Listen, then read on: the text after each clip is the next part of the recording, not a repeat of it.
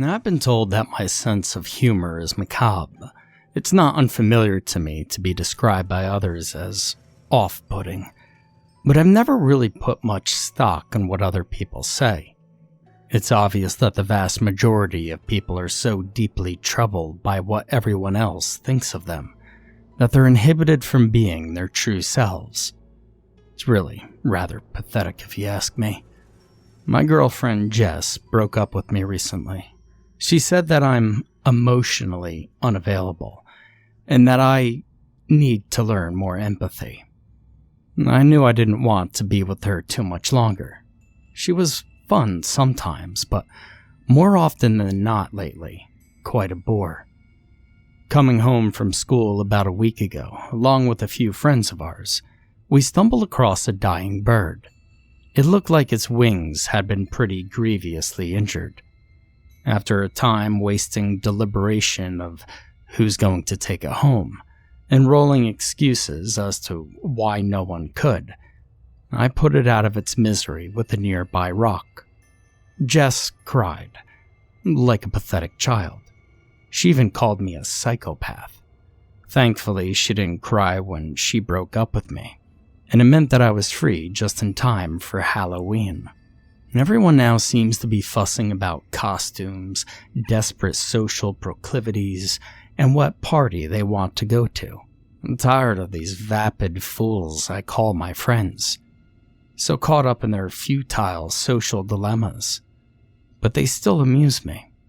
I'm not sure if other people feel the way I do, and everyone's just acting, or if I'm really just different from everyone else. Halloween night. Time to put on a mask. At least for once, it's a physical one, allowing me to hide my contempt for all the rambunctious idiots my age, without needing to strain my facial muscles. It was a strangely warm night. It had been cool so far all autumn. I assume this drastic change in temperature is what caused the thick fog to blanket the town. Allswell was prone to dramatic Halloweens, both through the mercurial weather and the people. Let's do some trick-or-treating on the way down, I heard one of my bonehead cohorts say. It must have been Brian. He's obsessed with everything Halloween, despite being a coward. That's an awesome idea, dude. Free candy, wild parties, dudes and chicks in skimpy clothes. What's not to love about Halloween? Dave said unmistakably. He always was a think with his crotch kind of guy.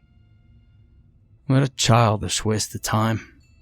Let's just go, I stated plainly. Now come on, wait, it could be fun. Plus, I want to see you showing off that costume of yours. Dave's sister, Velma, was known to be pretty flirtatious. She'd be a pretty easy sell to hook up with, and to ruin Jess's night. It was also hard to deny that I looked damn good in the Wendigo costume Brian made. It definitely showed off my physique. Alright, well let's make it quick then, I conceded. The doorbell was massive and ornate. The house looked pretty out of place too. It had huge Gothic windows and a towering turret jutting archaically out of the top. We all been to Jess's place before, but we'd always come from the main street. It was seldom that we would traverse the suburban cesspool that was her neighborhood. The doorbell sounded like a death knell, and the door slowly opened. What can I do for you, young ones? The owner of the house definitely had a flair for dramatics, but damn if I couldn't admit that she was sexy as hell. Definitely dressed like a witch, but something you would expect to see at a college party. She couldn't have been much older than us, all of us guys staring blankly at her. Our attention was snapped to by Velma, loudly clearing her throat. Trick or treat, she blustered loudly. I've got something extra special for you kids. The witch grinned coyly as she held out a small sack filled with gummies. Thanks, miss, Velma belted out, far too loud for the quiet of the situation. The witch closed the door while letting out a sultry giggle. Now that is what Halloween is all about," Dave exclaimed. We couldn't help but to nod. I was kind of surprised that Dave was that into it. I was pretty sure he was gay. We continued on our journey to the party. The silent trotting of our feet on the leaf-clad ground was cut short by Dave. "Hey, do you think these are drugs?" "What? No! She seems so sweet," Velma protested. "Sweet? Really? She was the stereotype of a frightful, wicked witch if I'd ever seen one," Brian retorted. "Yeah, wicked witch with long legs, voluptuous lips, and figure that would make an hourglass jealous." I heard 3 steps of footsteps stop behind me as soon as I finished speaking. Did I say something out of place? I've been getting better at knowing when I'd upset people. "That was a man," Dave said in his worst Austin Powers imitation. Everyone looked dumbfounded.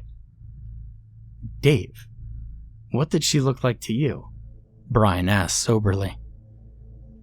"She was a he, but damn, did he look good in drag."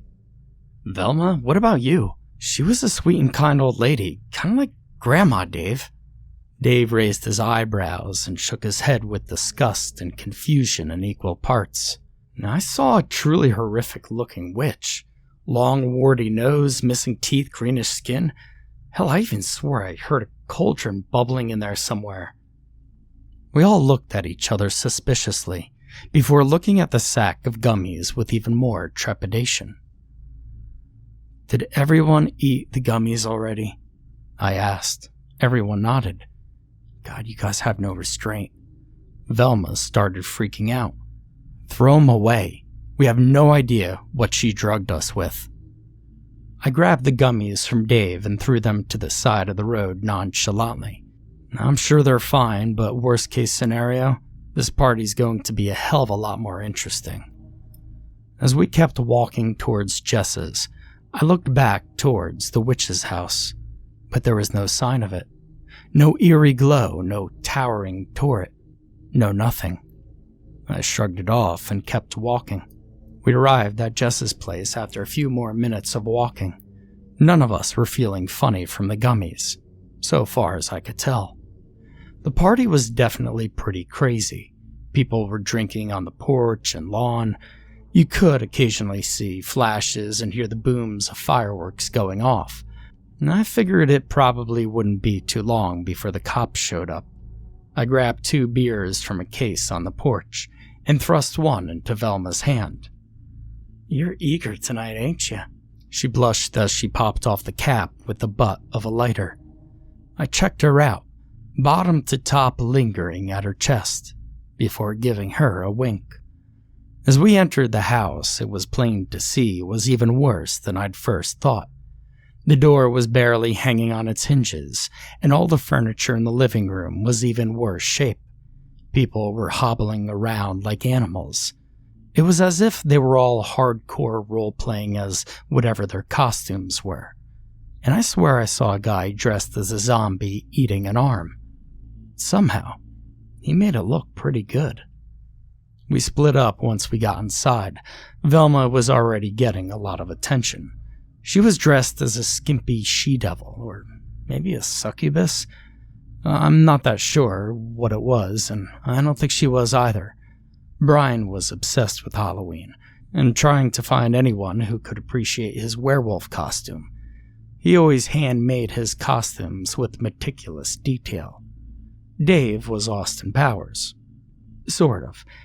In reality, he just put on those gross fake teeth, glasses, and a tacky suit. I made my way down into the basement where we used to hang out whenever Jess's parents were home. It smelled terrible. There were a couple of girls I recognized from school who were standing around a cauldron, dressed as witches, of course. What was really peculiar is that the cauldron actually had a small makeshift fire under it, and the fluid inside was actually bubbling. It struck me that everyone here was incredibly committed to their costumes and playing the role. As I turned to go back up the stairs, some jackass dressed as a zombie, limping down the stairs, kept trying to push me back down. "I'm so cold, so hungry," he mumbled as he kept trying to get close to me. I shoved him back, then he started trying to bite me. We struggled for a bit until I pushed him against the wall. He went limp as his head hit the brick, and he fell like a rag doll down the stairs. For a second I was concerned, not that I had hurt him, but that someone had seen. I looked back down at the witches, but they didn't seem to care. Annoyed by the inconvenience of that zombie jackass, I made my way back down to the living room. The situation was even more excessive than before. I saw a guy dressed in a cheesy, frilly suit laying on the floor, with a guy dressed as a werewolf biting at his limp corpse. I looked closely and realized it was Brian, only it wasn't. He was truly a werewolf. The victim underneath could only have been Dave. I recognized the low-effort costume, and it became painfully obvious that something beyond rational explanation was going on here. I started looking around for Velma when I noticed something sinister sitting on the only intact chair in the center of the room. A small, ornate sack, nearly empty, of strange-looking gummies. I felt a pit grow in my stomach, and a chill crawl down my spine. A guy dressed as a knight was thrown hurtling from the doorway of the kitchen. As he laid reeling on the ground, another knight walked up and ceremoniously plunged his sword into the other knight's chest. Screw my friends. I had to get out of here. I fought through the crowds of ghouls and zombies, skeletons and witches until I made it to the porch. I took a deep breath of the cool autumn air. It was only now that I realized how terrible that witch's brew had been stinking up the house. I heard what sounded like heavy panting and crying from around the corner of the house, and my curiosity got the better of me.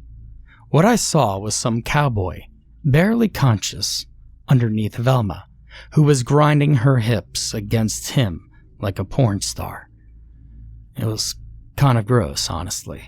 She looked over at me, panting heavily. Sweat dripped down her now crimson skin, tears in her yellow eyes. "Stop me, please." I suppose that's the closest I've ever felt to empathy. Jess would have been proud, I thought smugly. I really did want to help her, but I was too disgusted to touch her. I stumbled back and ran to the road. I started to feel that same turning in my stomach again. This time, I was able to recognize it as hunger. It was a strange feeling of insatiety, a craving for something I've never known.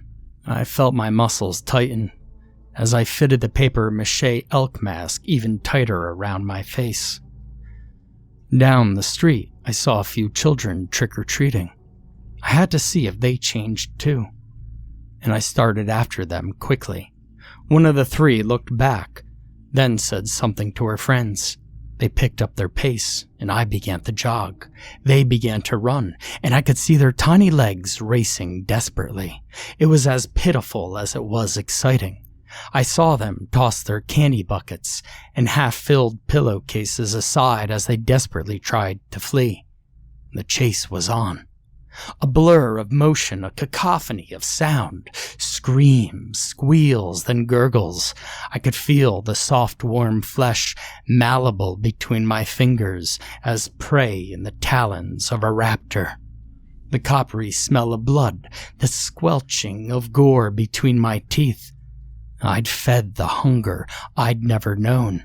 I released the true me that had ached to be uninhibited, and it was ravenous. Yet, I was discerning. This meat was as fine as the most expensive veal money could buy.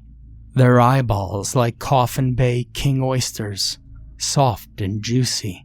I left the stomach untouched, as well as many organs. The prime, most decadent cuts were from the cheeks, thighs, and rump. Truly little more than a mangled mess was left. I regained a semblance of rational thought as I towered above the mangled scene of butchered youth. What have I done? What if I was caught? I needed to leave them. I couldn't risk trying to take one with me, but the hunger persisted. I hesitated, then realized what better night to stalk the streets for another tender morsel. What better night to get away with being drenched in blood, coated in gore, and revel in it. I needed to take advantage. Who knows if or when I would get the chance to be this free again. My mind faded into a blur. Nothing was real but the hunt. I wake to a dastardly ringing. My cell phone. As I silenced it, I realize I'm in bed, at home, and I was alone. Once more it rings. I know it won't be the last time. I start to rouse from what feels like the deepest sleep I've ever had. Was it a dream?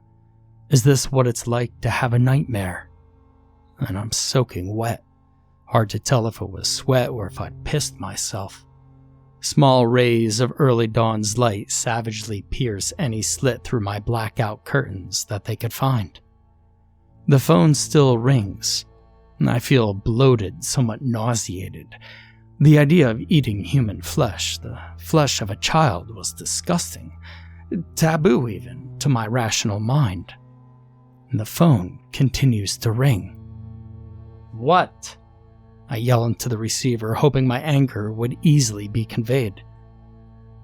Dude, what happened to you last night? It was Brian, the Wolfman. The party was just getting started and you just took right off. Now, of course I left. Things were getting weird. I considered how much I should let on that I remembered. I still couldn't be sure if it was just a nightmare. Yeah, well, we're still all here, man. Cops showed up, or rather, someone called them. Someone's dead. People have been walking past him all night thinking he was just hammered. Cops think he slipped and hit his head, fell down the stairs to the basement. And why are you calling me then? I left early.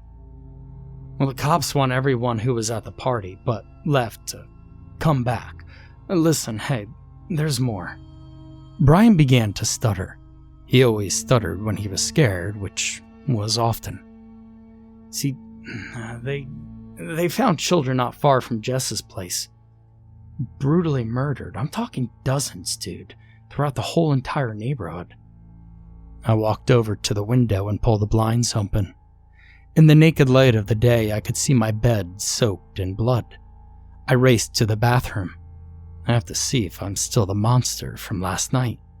I could faintly hear Brian yelling from the cell phone laying on the bloody bed in the other room. No claws, no excessive musculature, no elk skull, just a lot of blood. I still couldn't be sure if I wasn't seeing a monster in the mirror. Yo, dude, are you there? Brian never really knew when to quit, so I pick up the phone. What happened to the costumes last night, Brian? What about the gummies? What did we do? I mean, you're kidding, right? As soon as that old lady gave us the gummies, we threw them out. Don't eat open candy, that's rule number 1 of Halloween. Something isn't right here. And about the costumes, well, you refused to wear one. Costumes are for children in Quarry. It's a weird thing to say, but you say weird shit like that all the time. Hey, listen, I just gave those cops your address. They're on their way right now. I hung up the phone and walked over to the window. I'm scared. Not about what I may have done, but about what I may never be able to do again.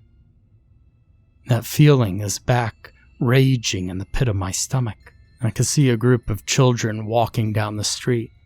My mouth waters. Now, I don't know how much time I have, but I won't go down hungry.